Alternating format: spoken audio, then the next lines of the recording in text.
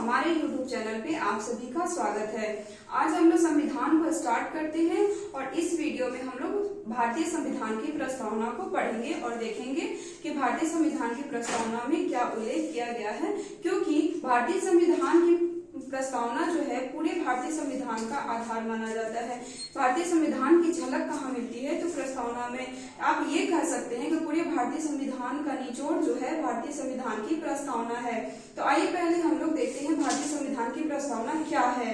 तो भारतीय संविधान की प्रस्तावना स्टार्ट होती है, हम भारत के लोग भारत को एक संपूर्ण प्रभुत्व संपन्न समाजवादी पंथ निरपेक्ष लोकतांत्रिक गणराज्य बनाने के लिए तथा उसके समस्त नागरिकों को सामाजिक आर्थिक और राजनीतिक न्याय विचार अभिव्यक्ति विश्वास एवं धर्म की उपासना प्रतिष्ठा एवं अवसर की समानता प्राप्त करने के लिए तथा उन सब में व्यक्ति की गरिमा और राष्ट्र की एकता और अखंडता सुनिश्चित करने वाली बंधुता बढ़ाने के लिए दृढ़ संकल्पित होकर अपनी इस संविधान सभा में आज दिनांक 26 नवंबर 1949 को एतद द्वारा इस संविधान को अधिनियमित अंगीकृत एवं आत्मार्पित करते हैं। तो ये हमारे भारतीय संविधान की प्रस्तावना है। आइए संविधान की प्रस्तावना से रिलेटेड क्या क्या इंपॉर्टेंट फैक्ट्स है और क्वेश्चन कहाँ से आते हैं उस पर एक नजर डालते हैं। तो हमारे भारतीय संविधान की प्रस्तावना को अन्य किन किन नामों से जाना जाता है, आइए हम तो देखते हैं भारतीय संविधान की प्रस्तावना का अन्य नाम क्या क्या है। तो सबसे पहले तो भारतीय संविधान की प्रस्तावना को हम लोग उद्देशिका भी कहते हैं और संविधान की आत्मा या कुंजी भारतीय संविधान की प्रस्तावना को कहते हैं।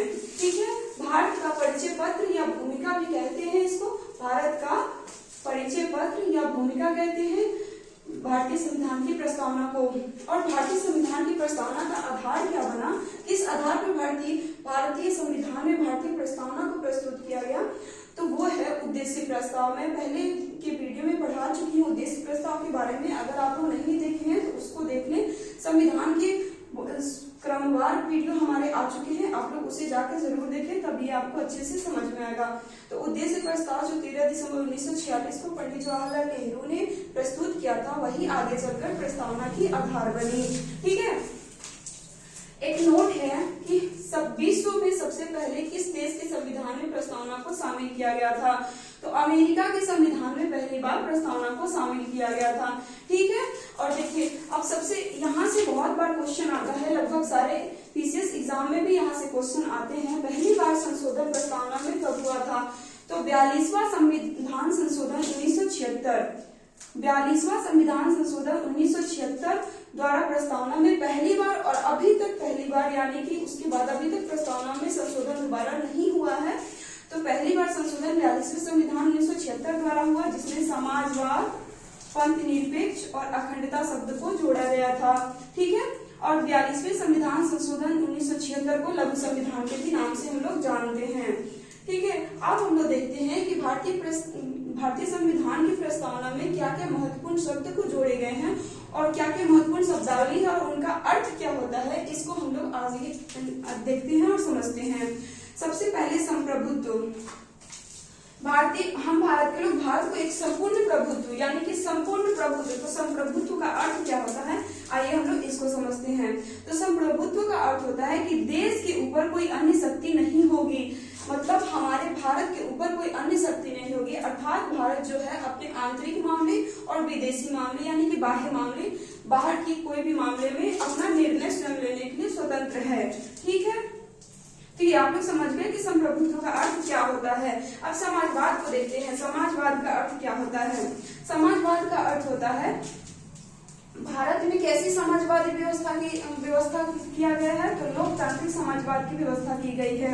और इसका उद्देश्य क्या होता है, तो गरीबी, उपेक्षा, बीमारी, अवसर की असमानता को दूर करना है। गरीबी को दूर करना, उपेक्षा को दूर करना, बीमारी को दूर करना, अवसर की असमानता मतलब कि सभी को समान अवसर मिलना चाहिए। ऐसा नहीं हो कि किसी को ज्यादा अवसर मिलता है किसी को कम मिल रहा है, वही अवसर की असमानता को दूर करना है। उद्देश्य किसका है, तो समाजवादी व्यवस्था, समाजवाद का। ठीक है, नेक्स्ट शब्द है धर्मनिरपेक्ष, जिसको 42वें संविधान संशोधन द्वारा जोड़ा गया था। तो आइए हम देखते हैं, इसको समझते हैं कि इसका क्या अर्थ है। तो धर्मनिरपेक्ष का सिंपली यही अर्थ होता है कि राज्य का कोई अपना धर्म नहीं होगा, अर्थात राज्य का ये किसी पार्टिकुलर धर्म को नहीं मानेगा और सभी धर्मों को एक समान संरक्षण प्रदान करेगा। और आपकी जानकारी के लिए मैं बता दूं, आगे मैं पढ़ाऊंगी नेक्स्ट वीडियो में जब मौलिक अधिकार हम लोग पढ़ेंगे, तो मौलिक अधिकार में अनुच्छेद 25 से लेकर के 28 तक धार्मिक स्वतंत्रता का अधिकार प्रदान किया गया है। तो ये धर्मनिरपेक्ष से रिलेटेड हो गया। आइए हम लोग नेक्स्ट देखते हैं, लोकतंत्र। प्रस्तावना में लोकतंत्र का क्या अर्थ है? देश की सर्वोच्च सत्ता जो होगी वो जनता के हाथों में होगी, अर्थात देश का सर्वशक्ति जो होगा अंतिम रूप से किसके हाथ में होगा? तो जनता के हाथों में होगा। अब लोकतंत्र भी वो जो होते हैं वो दो तरह के होते हैं, एक अप्रत्यक्ष लोकतंत्र और एक प्रत्यक्ष लोकतंत्र। अप्रत्यक्ष लोकतंत्र में जनता के प्रतिनिधियों द्वारा देश की सरकार को चुना जाता है, और प्रत्यक्ष लोकतंत्र में जो होता है डायरेक्ट जनता द्वारा सरकार को चुना जाता है। तो हमारे भारत में कैसी व्यवस्था है? तो अप्रत्यक्ष लोकतंत्र है। और प्रत्यक्ष लोकतंत्र का उदाहरण कौन सा देश है? तो स्विट्जरलैंड में प्रत्यक्ष लोकतंत्र है। तो यही चीज है, लोकतंत्र जो होते हैं दो तरह के होते हैं, और भारत में और अमेरिका में अप्रत्यक्ष लोकतंत्र है, यानी भारत और अमेरिका अप्रत्यक्ष लोकतंत्र का उदाहरण है, जबकि प्रत्यक्ष लोकतंत्र का उदाहरण कौन है? स्विट्जरलैंड। ठीक है, इतना आप लोग समझ गए होंगे। और आइए हम लोग नेक्स्ट देखते हैं। नेक्स्ट क्या है? नेक्स्ट वर्ड है गणतंत्र। गणतंत्र का अर्थ क्या होता है इसे समझते हैं। गणतंत्र का अर्थ होता है कि देश का राष्ट्राध्यक्ष अर्थात जो देश का प्रमुख होगा वो निर्वाचित होंगे, मनोनीत नहीं होंगे। ठीक है, बस गणतंत्र का अर्थ यही होता है कि देश के जो राष्ट्राध्यक्ष होंगे, जो प्रमुख होंगे, उनका निर्वाचन होगा, उन्हें मनोनीत नहीं किया जाएगा। ठीक है, आइए हम लोग दूसरा देखते हैं। नेक्स्ट पॉइंट है न्याय। न्याय मतलब प्रस्तावना में किस तरह के न्याय का उल्लेख किया गया है। ठीक है, तो प्रस्तावना में मेनली 3 तरह के न्याय की बात की गई है, सामाजिक न्याय, आर्थिक न्याय और राजनीतिक न्याय। और ये आपकी जानकारी के लिए बता दूं कि पूरे संविधान में अगर हम लोग बात करें तो ये 3 तरह की न्याय और कहाँ मिलती है? एक तो प्रस्तावना में की गई है, दूसरा राज्य के नीति निर्देशक तत्व, हम लोग आगे के वीडियो में देखेंगे कि डीपीएसपी रूल क्या है, तो उसमें पढ़ेंगे, तो उसमें भी सामाजिक और आर्थिक और राजनीतिक न्याय की बात की गई है। तो सामाजिक, आर्थिक और राजनीतिक न्याय क्या होते हैं, आइए इसको समझते हैं। तो सामाजिक न्याय मतलब समाज के स्तर पे जाति, धर्म, लिंग और रंग के आधार पर किसी भी व्यक्ति के साथ हम लोग भेदभाव नहीं करेंगे, ये अर्थ होता है सामाजिक न्याय का। अब आर्थिक न्याय को समझते हैं कि इसमें इसका क्या अर्थ है। तो आर्थिक न्याय का अर्थ यही है कि राज्य द्वारा आर्थिक असमानता को दूर करना, मतलब राज्य जो है आर्थिक असमानता को दूर करेगा, मतलब किसी को आर्थिक रूप से किसी में भेदभाव नहीं होना चाहिए, ये राज्य का काम है। ठीक है, अब हम लोग नेक्स्ट देखते हैं राजनीतिक न्याय। राजनीतिक न्याय किसे कहते हैं? तो प्रत्येक व्यक्ति को समान राजनीतिक अवसर, यानी कि राजनीतिक जैसे किसी भी चुनाव में खड़े होने को सभी भारत के नागरिकों को समान अवसर प्रदान करता है, यही है राजनीतिक न्याय। तो हम लोग प्रस्तावना में वर्णित न्याय शब्द को समझ गए। 3 तरह के न्याय होते हैं, सामाजिक न्याय, आर्थिक न्याय और राजनीतिक न्याय। तो समझ गए होंगे आप लोग। आइए हम लोग नेक्स्ट देखते हैं स्वतंत्रता। स्वतंत्रता का अर्थ क्या होता है? लोगों की गतिविधियों पर रोक टोक नहीं करना, मतलब सभी को अपने अनुसार कोई भी गतिविधि कर रहे हैं तो उनमें हस्तक्षेप नहीं करना, उनमें रोक टोक नहीं करना, यही मूल अर्थ है स्वतंत्रता का। ठीक है, और देखते हैं हम लोग समता। समता का अर्थ क्या है यहाँ पे? तो समता का अर्थ है किसी भी विशेष अधिकार वर्ग की अनुपस्थिति से। ठीक है, मतलब कोई भी वर्ग जो होंगे वो विशेष नहीं होंगे, हमारे राष्ट्र के लिए, हमारे समाज के लिए सभी वर्ग जो होंगे एक समान होंगे, यही है समता का अर्थ। ठीक है, आइए नेक्स्ट देखते हैं लास्ट पॉइंट, बंधुता।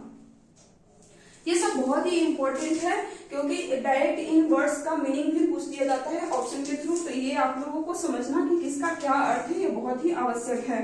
तो बंधुता का अर्थ होता है भाईचारे की भावना, भाईचारे की भावना। और प्रस्तावना में बंधुता के अर्थ जो है 2 तरह के दिए गए हैं, 2 अर्थ हैं प्रस्तावना में बंधुता के। कौन कौन से हैं? तो व्यक्ति का सम्मान करना, व्यक्ति का सम्मान करना मतलब बंधुता। और बंधुता का एक और अर्थ है राष्ट्र की एकता और अखंडता। राष्ट्र की एकता और अखंडता बनाए रखना भी ये बंधुता का अर्थ है। तो ये हमारे प्रस्तावना के अनुसार बंधुता का 2 तरह का अर्थ दिया गया है। तो ये सब बहुत ही महत्वपूर्ण शब्दावली थी जो प्रस्तावना में प्रस्तुत किया गया है, प्रस्तावना में इसका उल्लेख किया गया है, वर्णन किया गया है। तो ये आपको समझना बहुत ही आवश्यक है और मैं उम्मीद करती हूँ कि आप लोग समझ गए होंगे। और ये नेक्स्ट पॉइंट है जो हमारे संविधान में स्वतंत्रता, समानता एवं बंधुत्व शब्द का प्रयोग किया गया है, इसे कहाँ से अपनाया गया है, कहाँ से लिया गया है? तो 1789 के फ्रांसीसी क्रांति से हमारे संविधान में इन 3 वर्ड्स को, स्वतंत्रता, समानता और बंधुत्व को लिया गया है। तो ये था हमारा प्रस्तावना। आज से हमारे भारतीय संविधान की क्लास शुरू हो गई है, जिसमें हम लोग प्रस्तावना पहले आता है तो उसको हम लोग देखें और प्रस्तावना को समझे। और आप लोगों को प्रस्तावना बहुत अच्छे से याद होना चाहिए, तो आप लोग प्रस्तावना जरूर याद करिएगा, किसी भी बुक्स में दिए होंगे। तो उम्मीद करती हूँ आपको समझ में आया होगा। समझ में आया होगा तो लाइक शेयर कमेंट करके जरूर बताइएगा कि कैसा लगा। Thank you.